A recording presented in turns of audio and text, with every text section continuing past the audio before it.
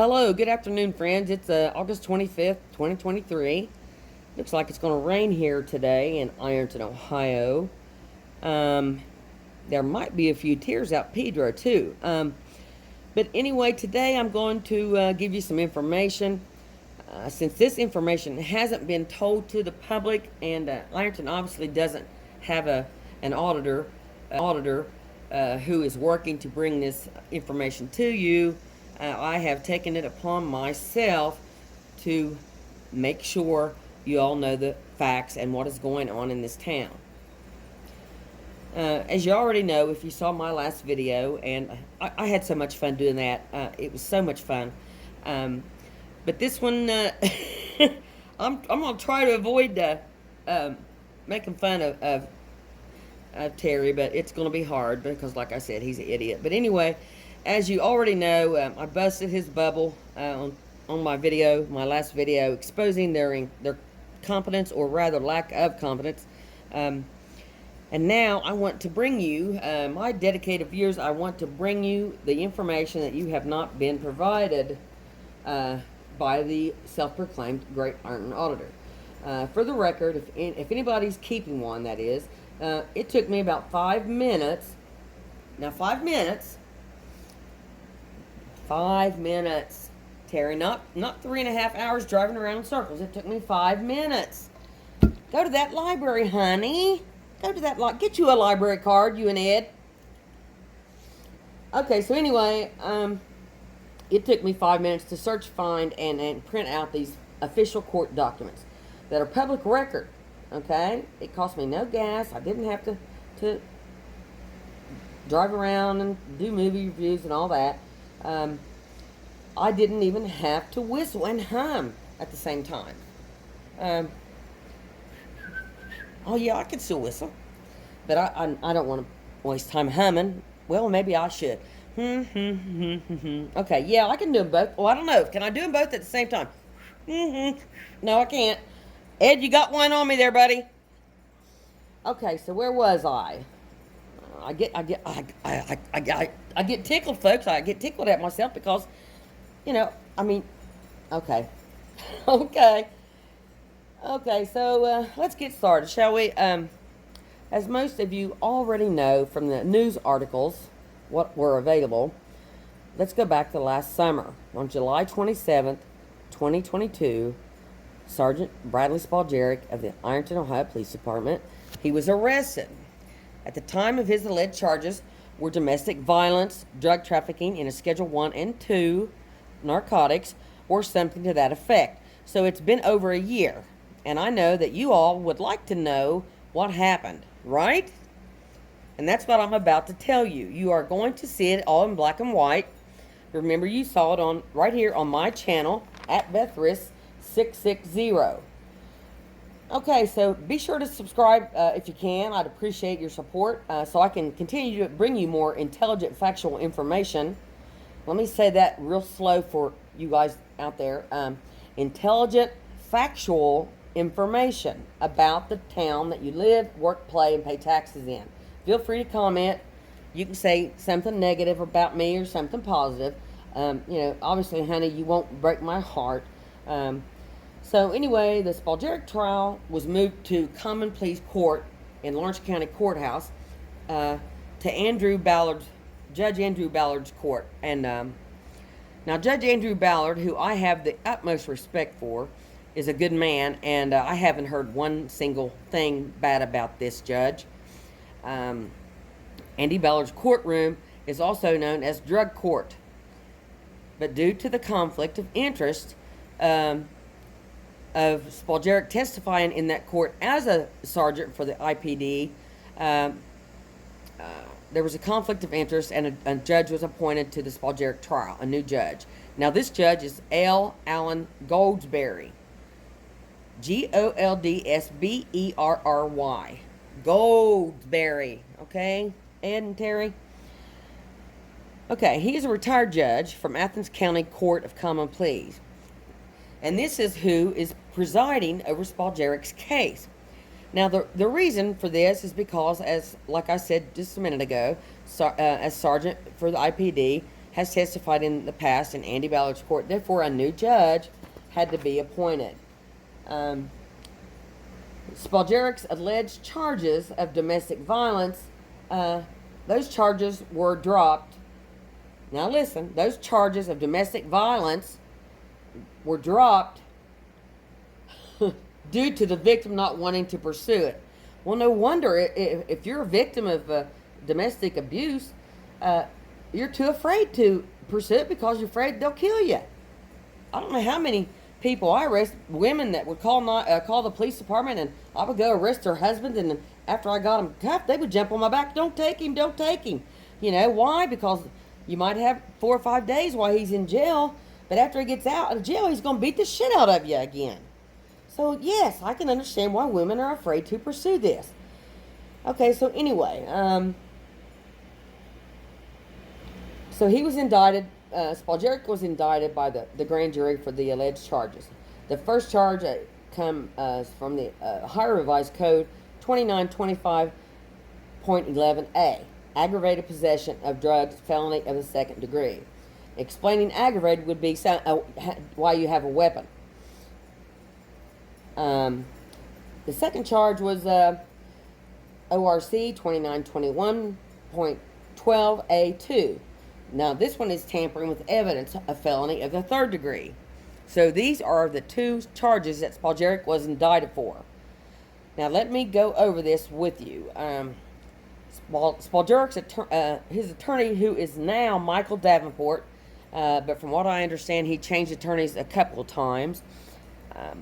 All I know about Michael Davenport is that it looks like he's out of Ashland, Kentucky, here across the bridge. Maybe Terry found this attorney while he was over there for Spoljaric. I don't know. He may have.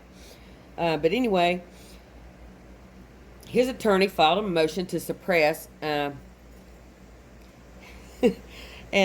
this motion was filed, and a motion to suppress is a motion that revolves around the exclusion of evidence from trial. Now, I'm going to read over the motion to suppress. Okay, so let's go over, now the case number in this matter is, you're going to see it on the screen here, but the case number is 2022-CR-000255. That's the case number. Now, you're going to see that on the screen. Okay, and the statement of facts, you can read along. Now, Terry, if you can't keep up with me, honey, you call me. You got my number. You call me, and I'll walk you through it. But anyway, on July 27th, 2022, defendant was involved in a domestic incident with his wife. Officers were called to 2219 North 4th Street. Now, it says officers were called there. But the article in the paper says a deputy was driving by and saw a physical fight. Okay, a physical fight. Now, in the statement of facts in the court papers, it says officers were called there to 2219 North 4th Street, Ironton, Ohio, 45638. Officers found defendant and his wife, Samantha Spoljaric, in a verbal argument. Samantha reported that defendant had been violent toward her. Defendant was arrested and transported to the Lawrence County Jail. I don't know how long Savannah and they were married, but if he's violent to her when he's a police officer, well, I don't know how long he's been violent to her in the past. Bless her heart, honey. Okay. As a result, the defendant was placed on administrative suspension by the Ironton Police Dept. Now, sometimes administrative suspension, you still continue to get paid. And in this case, I'm not sure because they keep that all quiet now. And, I mean, you can't even go in the police department because they're locked. The doors are locked. Okay. So anyway, he was placed on administrative suspension by the Ironton Police Department. Officers went to 1206 South 10th Street, Apartment C. Now, that's just 3 blocks from my house here. They went to that address, 1206 South 10th Street, Ironton, Ohio, to recover Ironton PD property. This location was the apartment of Sergeant Evan McKnight. McKnight was allowing the defendant, Spoljaric, to reside with him while defendant was going through a divorce. Detective McGraw, who I don't know, and other officers came to the residence to collect a PD property, including 2 firearms, a badge, and an ID. McKnight had previously seen defendant place one of his firearms in the console of a couch in the bedroom defendant was staying in. McKnight entered the bedroom, opened the console, and found a box within. The box was large enough to hold a firearm, so McKnight opened it. Within he found several packages of suspected methamphetamine. Officers then got a search warrant, and the drugs were seized. Defendant was confronted about the drugs and admitted that they were his and that he had a drug problem. Oh, you see it right here, people, on black and white. So Spoljaric admitted he had a drug problem. He has not served 1 day in rehab. What in the hell is going on? He says, and I'm reading it right here, and I'll even highlight it for you. Defendant was confronted about the drugs and admitted that they were his and that he had a drug problem. Yet he's not been in any rehab. I believe we've got 15, 16 of them here. I'm sure there's room for Spoljaric, but he's not doing rehab.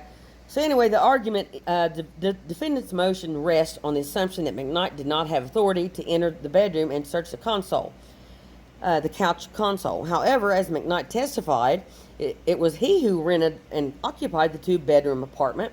He permitted defendant to stay with him and use the bedroom. However, McKnight continued to enter and use the bedroom. He would pass through the bedroom to use the attached bathroom. He also continued to have personal property in the bedroom in a particular closet. Now, consent may be obtained from a party who possessed common authority over other sufficient relationship to the premises or effects sought to be inspected. United States versus Matlock, 415 U.S. 164 171 94 S 988 39. Well, you can see it. I don't have to explain it to you. McKnight had the authority to enter the room as demonstrated by his testimony.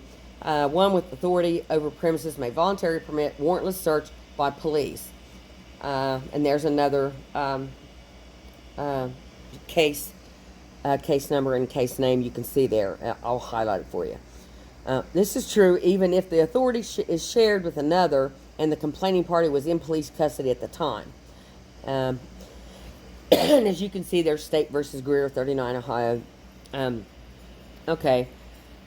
So, common authority is not implied from the mere property interest a third party has in the property. The authority which justifies the third party consent does not rest upon the law of property, but rests rather on mutual use of the property by persons generally having joint access or control for most purposes. So that is a reasonable and recognize that any of the co-inhabitants, Terry, okay, has the right to permit the inspection in his own right, and the others have assumed the risk that one of their number might permit the common area to be searched. United States versus Matlock again. Okay.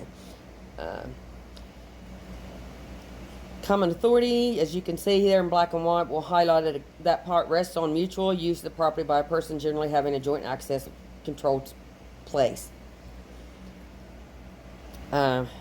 Search for most purposes. Columbus versus COPP.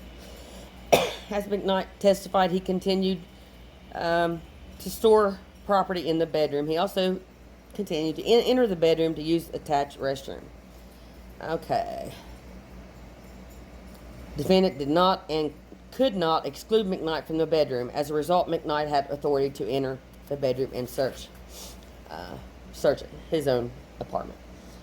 So even if the court, now you can see it in black and white. We're on page 4 of this official, factual, detailed court document. And you can read along. We'll highlight it for you. Even if the court determined a Fourth Amendment violation occurred here, does not necessarily mean that the exclusionary rule applies. Okay, and then there's Herring versus United States. And we'll highlight these case numbers for you all so you can look them up. um, on Google. Google, Ed and Terry. Now, you notice I'm saying Ed's name first now instead of Terry's. Ed, I think you're smarter than Terry, so I'm going to use your name first. Congratulations. You might just be a better auditor, honey. But anyway, let's get back to the facts here, and I just can't help. I just can't help Napoleon, honey. I can't help it. Okay. So anyway, okay, back here, we'll highlight it here. Okay. The exclusionary rule serves to deter deliberate, reckless, or grossly negligent conduct, or in some circumstances, recurring or systemic negligence. Excuse me, I got tongue-tied there a little bit. Yeah, I'm human. Okay, so the search in this case took place inside an apartment rented by the officer conducting the search. The defendant was his guest. And you can see in the page, on page 4, in the bottom part of the second paragraph there, it says McKnight was not looking for evidence of criminal activity, but hoping to locate a firearm that belonged to the Ironton Police Department. To that end, McKnight entered the bedroom, opened the console, and an open box he found within. Now, I know it sounds like I'm repeating this. I'm just reading these actual documents. They may have repeated themselves in the documents, but you're looking at them, and you're on page 4. What possible deterrent effect could excluding this evidence have? What reckless or grossly negligent conduct did McKnight engage in? He simply entered a bedroom he was free to enter, opened a compartment in a piece of furniture, and then opened a box he found within. Now we're going to go to page 5, and this is the conclusion. It says at the top there, in black underlined word, Ed, it says conclusion. It says conclusion. Defendant motion is not well taken and should be denied. Okay, Dave Yost, a High Attorney General. Okay, now I'm going to go over the court document that was filed on 6/12 of 2023. And as you can see here, it says, in the Lawrence County Court of Common Pleas, Ironton, Ohio, State of Ohio, plaintiff versus Bradley Spoljaric, defendant. It's got the case number and Judge L. Allen Goldsberry sitting by assignment. Okay. It says, on March 16th, 2023, defendant filed a motion to suppress. He filed a statement of facts and memorandum the same date. An evidentiary hearing was conducted May 1st, 2023. Testimony was elicited from Sergeant Evan McKnight, Sergeant Matt McGraw, and Chief Dan Johnson. Chief Dan Johnson of Ironton Police Department. Thereafter, the state filed a memorandum contra on May 16, 2023. There is no disagreement that contraband was found in the defendant's personal effects through a warrantless search. The query is whether that search was prohibited without a warrant because it was found in a room that defendant was using as home space at the time. Was the incriminating evidence seized from an area where defendant had an expectancy of privacy? Okay, at the bottom you'll see, and we'll highlight it for you, it says the testimony revealed that Bradley Spoljaric was in a divorce proceeding with no residence available to him at the time. Now we're on the second page. You're looking at it. Okay, and it says Sergeant McKnight gave him a place to stay until he located and established a home.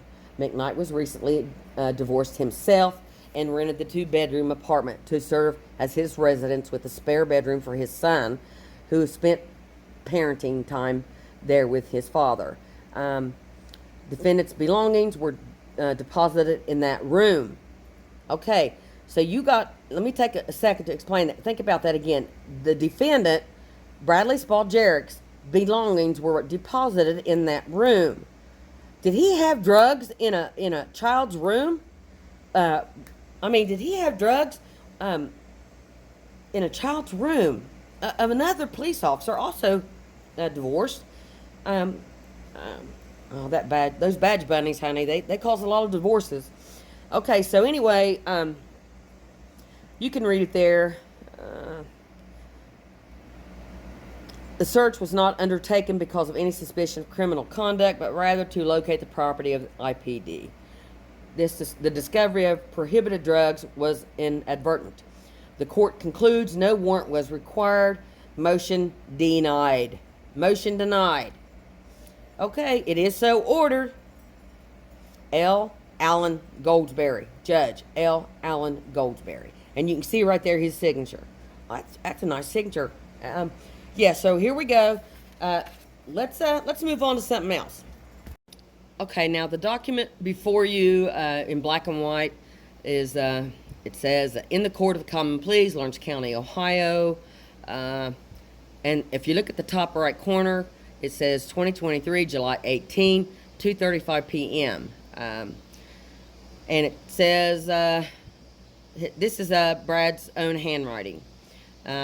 Bradley Mace Spoljaric. That he answers that's his legal name. And then you can read it on there for yourself. But if you go down to number 4, it says, yes, he did waive, he waived a jury trial proceeding on plea of guilty. Okay, so if you go down there to number 4, it says, are you employed? If so, name the place of your employment. His answer is DoorDash. Okay, so I have the utmost respect for people that do that job.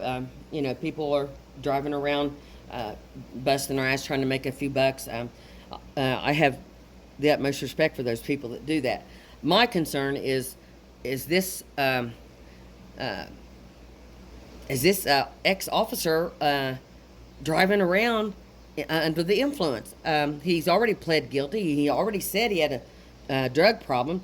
Is he driving around under the influence? And if so, is he driving around in Ironton? Is IPD even looking out where he's at? No. Okay. So anyway, there you can see the rest of the information. And number 5, did your attorney explain to you your constitutional rights and what might happen if you plead guilty? He said yes. Do you have confidence? Number 6, do you have confidence in your attorney? He said yes. Number 7, were any promises, threats, or inducements made to you to persuade you to plead guilty? He said no. And then you go to page 3 of 4. It's right there in front of you. Do you understand that by your plea of guilty, the court may sentence you to a penal institution? He says yes. And 17, has the court, prosecuting attorney, or any other person promised you that you would be released from a penal institution on a certain date in the event that you are sentenced? His answer said no. So you can read the rest there. It'll be highlighted. And if you go down to the bottom, let's go to number 22. Do you or your attorney have any competent evidence to offer to show that you are not guilty of the offense charged? And he writes no. Okay, then it says 23. If you are sentenced to a penal institution, you will be subject to a period of post-release control for up to 2 years. If you violate the terms of your post-release control, you could be returned to prison for 9 months, with a maximum for a repeated violation of 50% of your stated term. And the violation is a new felony, you could be returned to prison for your remaining period of control, or 12 months, whichever is great. Receive a prison term for the new crime. If you are sentenced directly to community control sanctions and you violate the terms, the court may impose a longer time on community control sanctions, more restrictive. Okay, so anyway, like I said, he's driving around. Maybe he could be under the influence. I'm not saying, because I don't know if he is or not. But I know these rehabs, you have to have a urine test very frequently, from what I've been told. There's no documents of him having a urine test, or there's no documentation of him being in rehab. Why does everybody get sentenced to rehab on a daily basis? But this happened a year ago, and he's not had to go one day to rehab. Okay, so I've read you the court documents.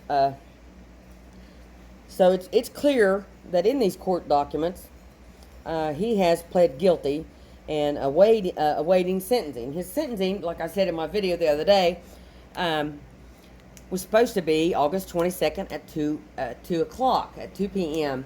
Okay, if you look on the Court Common Pleas, Lawrence County, Ohio document in front of you, on August 22nd, 13 minutes before he's supposed to go before the judge, you can see the timestamp at the top up there. They make an entry on this case. Due to scheduling conflict with the court, the sentencing hearing scheduled for the 22nd day of August 2023 in the above-mentioned case has been vacated and rescheduled for the 13th day of September 2023 at 11 a.m. Counsel must be present and notify all necessary parties. It is so ordered. Okay, approved by Judge Alan Goldsberry. Okay, so if you don't know, in the past, anytime a police officer gets charged with a crime, or fired, or somebody says they did something wrong but it's not looked at, they always give them the option to resign, and then they won't file criminal charges. But that's what they told me, if I would just resign and drop my grievance. J.B. Collier, by the way, let me bring this up real quick, and then I'll go on to other documents. But J.B. Collier, rest in peace, sir. But J.B. Collier notified my attorney back in the day, and he said if she don't drop that grievance, she'll be indicted tomorrow afternoon by a grand jury. Well, how in the hell does a prosecutor know what a grand jury is going to do? Well, they're in there with the grand jury. The grand jury are just registered voters. Their people may not know the law. The only law that they might know is what the prosecutor tells them. So does the prosecutor have influence over a grand jury? Absolutely. Absolutely, Ed. Tell Terry, honey. Absolutely. So how could he have said, if she don't drop that grievance, she'll be indicted tomorrow by noon? Well, I told J.B. Collier to kiss my ass, and he got really mad. Now, he's a tall guy, so I can't use the Napoleon complex on him, but I hate to even talk ill about the dead, but that's the true facts, and it's all documented. But anyway, so he got mad, so then I was indicted the next day, and you know the whole story, it's in the book. Okay, so my viewers and supporters, once again, I want to thank you. This is the information, the update on Brad Spoljaric, and that you haven't received from anybody else. These are court documents that you see before you. You can easily find them if you know where to look, and print them out, etc. But I want to thank all of you for listening, and stay tuned, because I'm going to be giving you more information, and I will keep you updated on every single aspect of Brad Spoljaric's case. Okay, so you all have a great day. Beth Rist, Ironton, Ohio.